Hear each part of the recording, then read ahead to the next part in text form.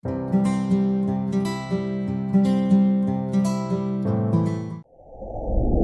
grade 11 students. Welcome to our last pre-recorded video for basic calculus. And for today's video, we're going to discuss one of the most basic applications of definite integral.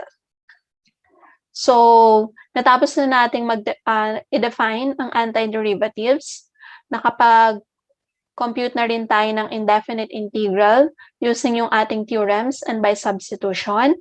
And then, natuto na rin tayo kung paano kumuha ng definite integral gamit yung ating third fundamental theorem of calculus. So ngayon, gamitin na natin yung knowledge natin about definite integral para makapag-compute ng area under a curve or the area of a plane region. Okay?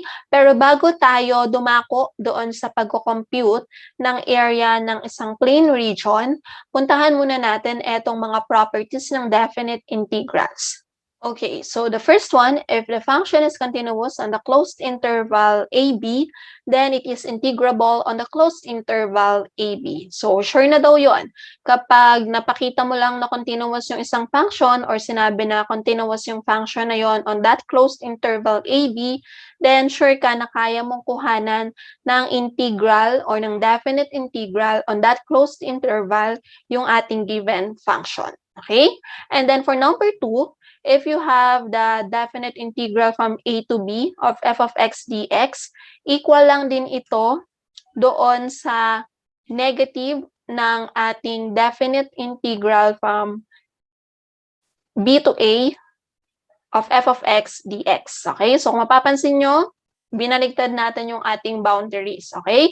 So kung ang lower boundary mo dito sa original is a, ang upper boundary mo is b, equal lang siya kahit baliktarin natin yung upper and lower boundary, pero wag niyong kakalimutan yung ating negative sign. Okay? So, bakit siya equal? Kasi subtraction lang naman yung ginagamit natin. 'Di ba? Na operation between doon sa pag-evaluate natin ng upper and our lower bounds, okay?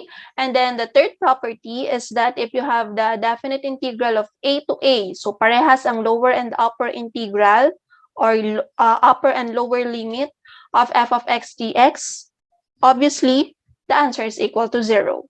Diba? So, since subtraction yung operation natin, kapag meron tayong integral tapos in-evaluate natin sa parehas na number, magiging 0 lang yung answer natin. Okay? And lastly, if you have the indefinite or the definite integral from a to b of f of x dx, that's equal to, so pwede daw natin siyang hatiin sa gitna, the definite integral from a to c of f of x dx plus the definite integral from c to b of f of x dx. Okay? So, kadalasan ginagamit natin to if ever man po na hindi continuous yung ating function doon sa ating buong interval na given. Okay?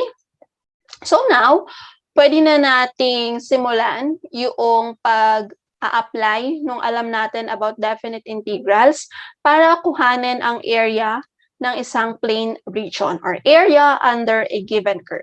So let f be a function that is continuous and non-negative on the interval AB. So closed interval AB. So continuous siya, tapos hindi siya negative. The area of the region bounded by the graph of f. Okay, so meron tayo ditong region, tapos yung region na yon is bounded by the kung ano man yung graph ng ating function f, ng x-axis, so yung ating horizontal axis, at saka dalawang vertical lines, x equals a and x equals b. So obviously, yung region na yan ay magiging plane region.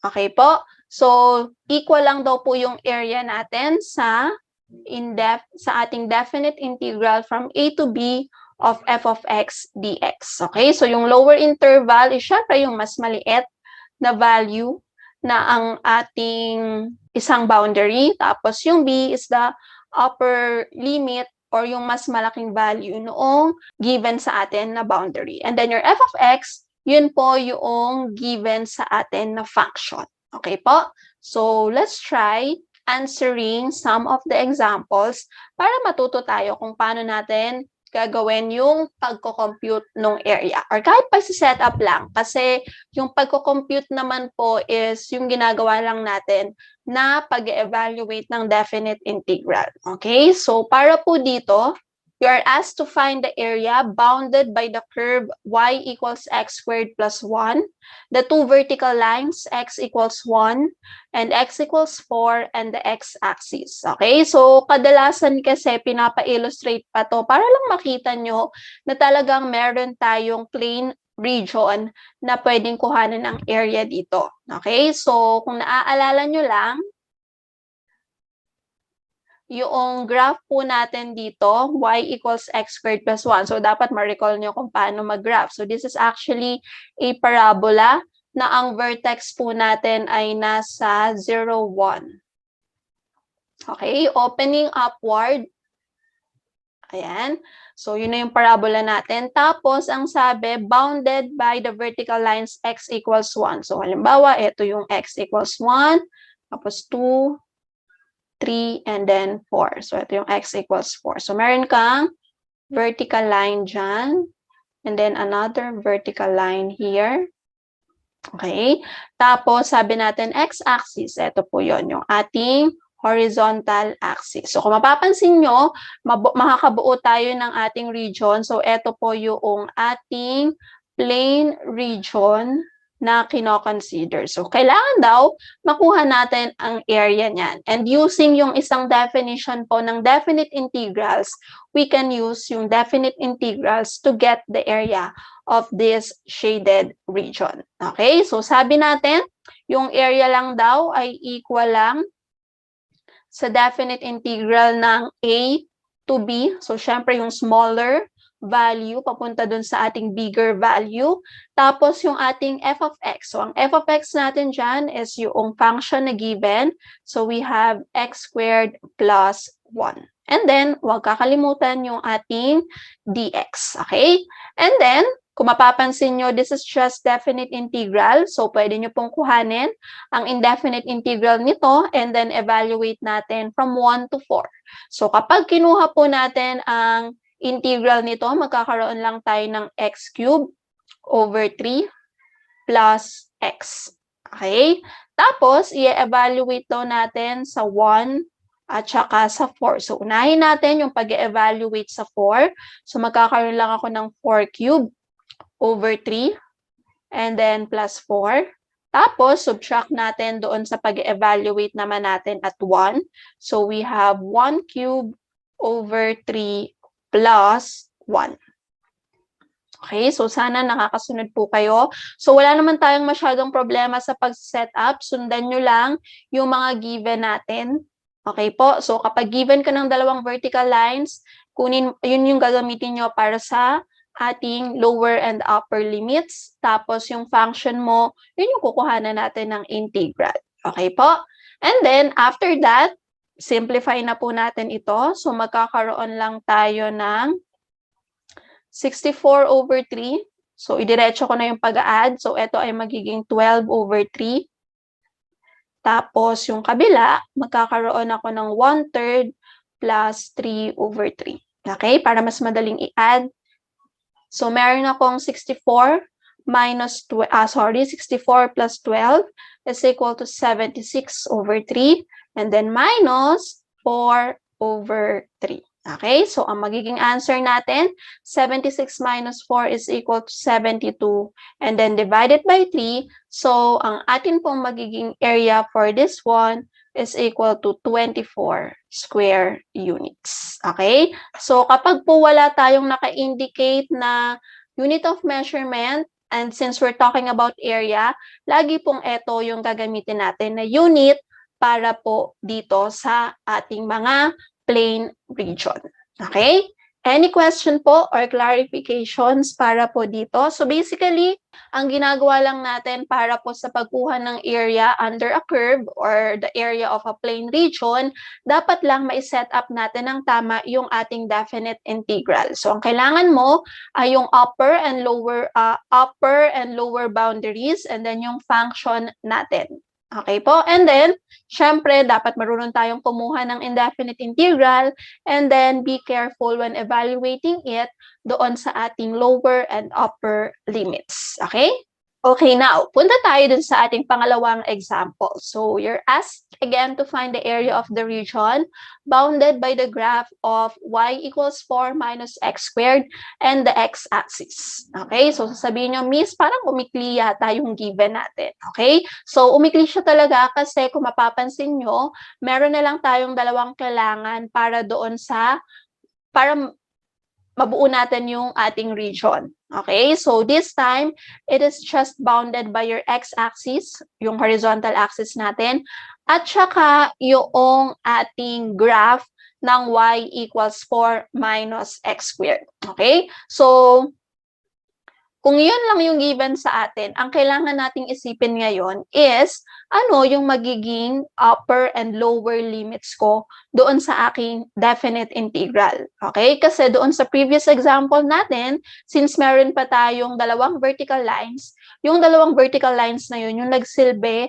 na lower and upper limits. Okay? So this time, since wala yung mga vertical lines na yon, ano kaya ang i-consider natin na upper and lower limits? Okay? So that's why importante po na kaya nating i-illustrate yung given sa atin.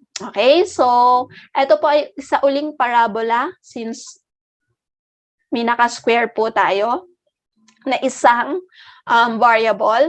Okay? So, this is actually a parabola opening downward kasi negative po ang coefficient ng ating x squared. Okay? So, balikan natin. Kapag meron kang y equals 4 minus x squared, dapat kapag kinuha natin ang vertex, alam mo na yan po ay equal lang sa 0, 4. Okay? So, this is the value of your k. The value of your h is 0. Kaya po 0, 4. Okay? So, kapag graph natin yan, ito halimbawa yung 4. So, this is the vertex. Tapos, sabi ko kanina, it's a parabola opening downward kasi negative. So, ayan siya. Okay? Tapos, sabi natin yung region natin is bounded by the x-axis. So, ito yung x-axis. So, hanggang dyan lang yan sa taas. Okay? So, ibig sabihin, ito lang talaga yung kukuhanan natin ng area. Okay po? So, ang kailangan na lang natin malaman is ano daw ba ang value nitong mga boundaries na ito dito sa ating parabola. Okay? So, kasi, etong mga values na to, yung magsisilbi na lower and upper limits natin para doon sa pagsiset up natin ng ating definite integral. Okay? So, obviously, eto pong dalawang points na inilagay ko dito or dinefine natin dito ay ating mga x-intercepts. Diba? Kasi nag-intercept sila or nag-intersect sila sa ating x-axis. So, para po makuha yung dalawang x-intercepts natin, isi-zero lang po natin yung value ng y and then solve for the values of your x. So, obviously, dalawa po yung lalabas. So, dun sa scratch natin, ilalagay ko lang uli dito to get the x-intercept. So, magkakaroon lang ako ng 0 equals 4 minus x squared.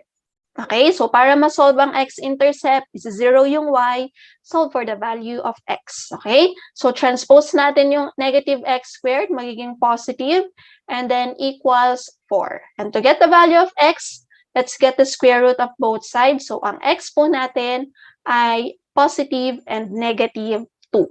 Okay, so ibig sabihin, etong point na to is negative 2, this one is positive 2, yun po yung boundaries nung ating region. So, yun yung gagamitin natin na upper and lower limits. Okay? So, kung may question po tayo tungkol doon, pwede nyo pong itanong sa ating webinar para po maliwanagan kayo. Okay? Or, pwede nyo pong i-message na lang sa akin. So, since meron na tayong upper and lower limits, pwede ko na pong i-set up. Yung area natin ay equal lang sa integral from negative 2 to 2 ng function natin is 4 minus x squared. And then, huwag kakalimutan yung ating dx.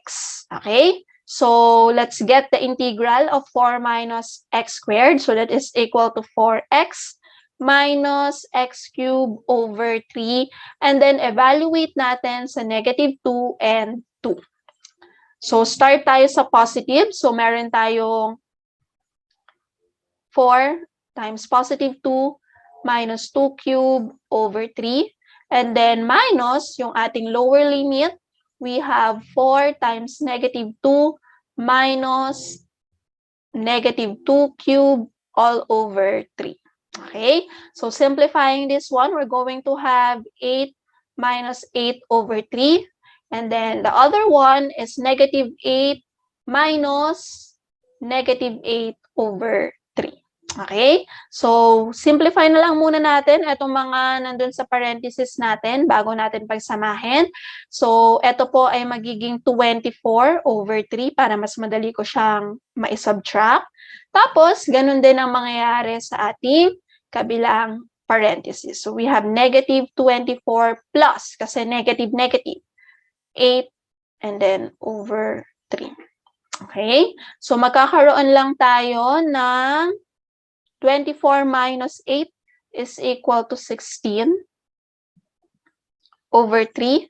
And then minus negative 16 over 3. So, obviously, minus negative. So, magkakaroon lang tayo ng ating final answer, or the area for this one is 32 over 3 square units.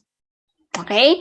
So, isa ring paraan para ma-check nyo na tama ang inyong naging final answer, dapat wala po kayong negative na sagot. Okay? So, kasi we're talking about an area.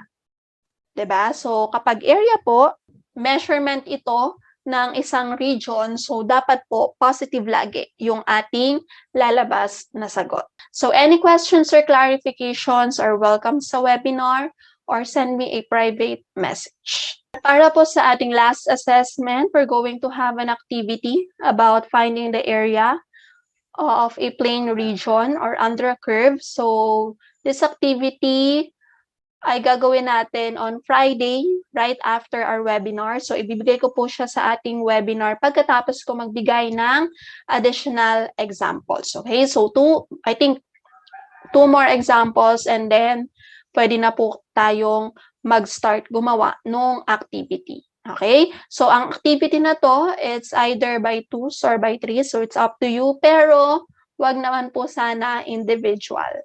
Okay? So, hanap kayo ng kapartner or katrio ninyo para mas madali nyo pong madiscuss yung inyong mga kasagutan. Okay? So, yung ibang detalye tungkol po dyan sa activity na yan, ay pag-usapan natin sa ating webinar, pero tungkol lang po siya dito sa diniscuss natin sa ating pre-recorded video.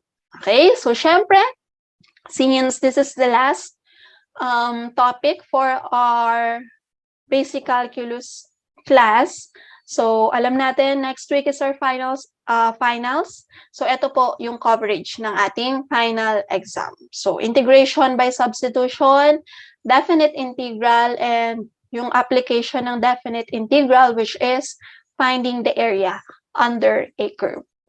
And that's all for today's video. Thank you so much for watching. And see you po sa ating webinar on Friday para sa ating activity. Okay? Pero pag-isipan nyo na po kung sino yung inyong kapartner or katrio para po mas mabilis na tayo on Friday. Okay? Bye-bye po!